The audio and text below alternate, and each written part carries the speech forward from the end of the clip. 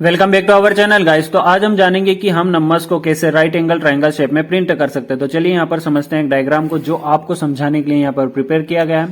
यहाँ पर हमने कुछ कॉलम नंबर डिफाइन किए, साथ ही कुछ रो नंबर डिफाइन किए। इन रोज और कॉलम की मदद से इन नंबर्स को हम इस पैटर्न में प्रिंट करेंगे और जैसा कि अभी आप स्क्रीन पर नंबर्स का पैटर्न देख रहे हो, सेम एज इट इज हम आउटपुट स्क्रीन पर भी देख पाएंगे। तो चलिए यहाँ पर बिना देरी किए पाइथन की अपने एक फाइल बनाते हैं और उस फाइल का नाम रखेंगे नंबर शेप।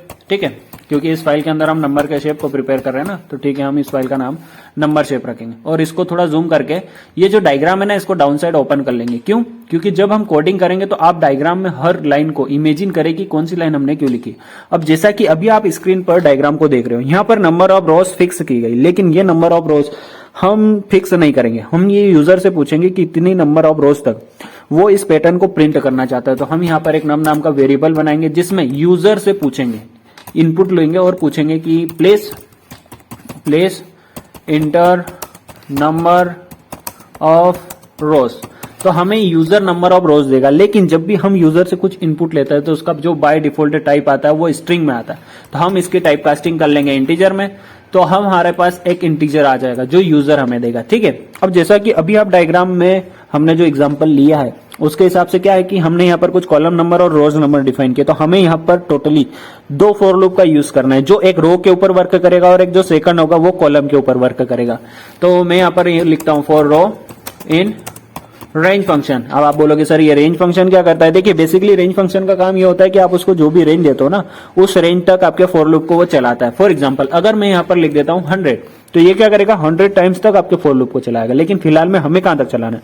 तो हमें चलाना है जो यूजर नंबर देगा, तो हम यहाँ पर नंबर पास कर देंगे जो यूजर देगा। ठीक है, ये हमारे रोज का काम हो चुका है। सेम काम करेंगे हम कॉलम के लिए। तो मैं यहाँ पर लिखूंगा for column in again range function. अब कॉलम की वैल्यू क्या है? अगर आप डायग्राम को ध्यान से देख रहे हो तो जहां कॉलम की वैल्यू हमें चाहिए वहां पर रोज से एक ज्यादा कॉलम की वैल्यू है। तो मैं यहाँ पर डायरेक्टली लिख दूंगा रो प्लस 1।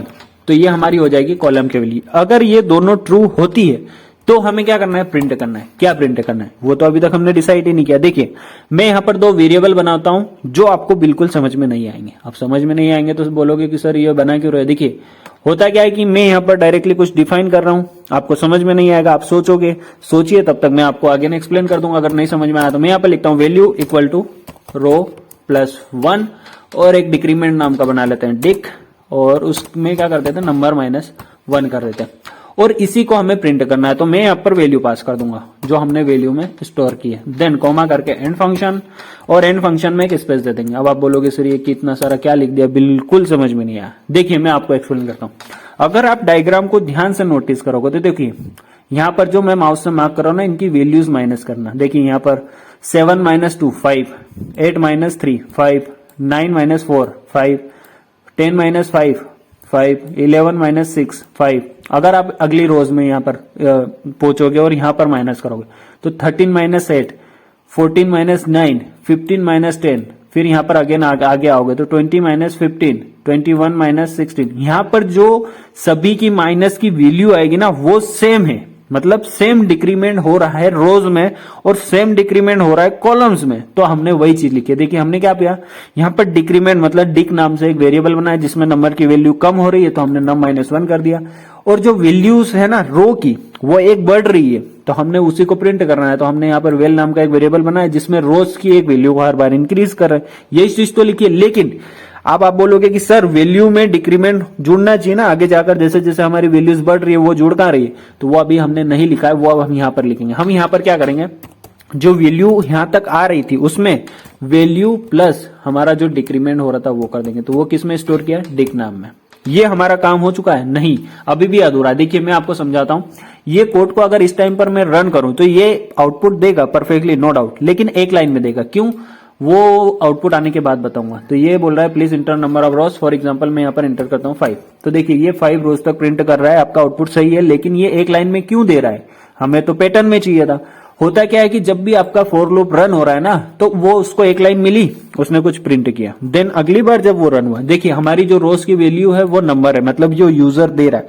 फॉर एग्जांपल मैं यहाँ पर इंटर करता हूँ 5, तो फॉर लूप 5 बार रन होगा। अब पहली बार रन हुआ, उसको कुछ नंबर मिले, उसने पिक किया, प्रिंट किया। जब सेकंड बार आया तो उसको सेम लाइन मिली तो वो एक लाइन में प्रिंट किए जा रहा है।